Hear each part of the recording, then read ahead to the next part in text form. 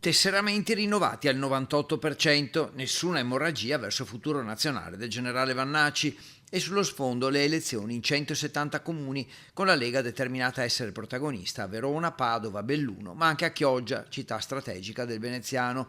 Il direttivo del partito del segretario Salvini si è riunito a Padova, sul tavolo la necessità di serrare le fila e arrivare uniti ai prossimi appuntamenti, compresa la dunata di Pontida del 20 settembre e i congressi definiti occasione di democrazia interna.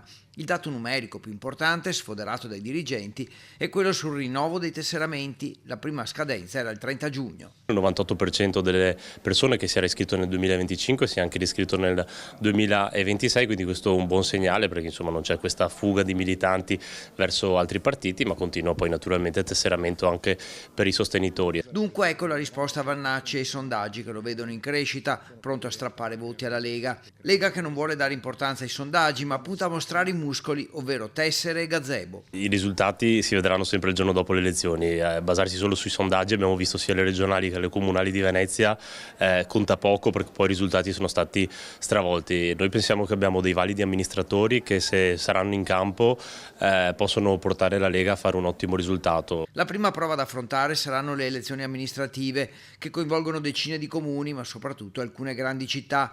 La Lega chiede di scegliere i candidati della coalizione di centrodestra in fretta perché più è grande il comune, più tempo servirà per girare il territorio e farsi conoscere. 170 sono i comuni che vanno al voto circa in Veneto nel 2027, con soprattutto Padova, Belluno, Rovigo, ma mi sento di dire anche Chioggia, città grandi, quindi bisogna essere pronti, farsi trovare pronti e iniziare subito a lavorare. E Padova è un laboratorio ideale, c'è già convergenza sul nome, quello di Roberto Marcato, definito ideale dal direttivo della Lega, mentre spunta l'ipotesi di un tavolo del centrodestra per scegliere il nome o magari ufficializzare proprio Marcato. Confido che mettere assieme gli amministratori che sul territorio hanno consenso, sono bravi, con qualche risultato che si spera di portare a casa negli ultimi mesi di governo, la Lega possa fare un ottimo risultato alle prossime elezioni. E nel caso sia Marcato, trapela l'idea di riorganizzare la sede leghista di Padova per dare il massimo supporto all'ex assessore regionale e strappare la città al centro-sinistra dopo 10 anni.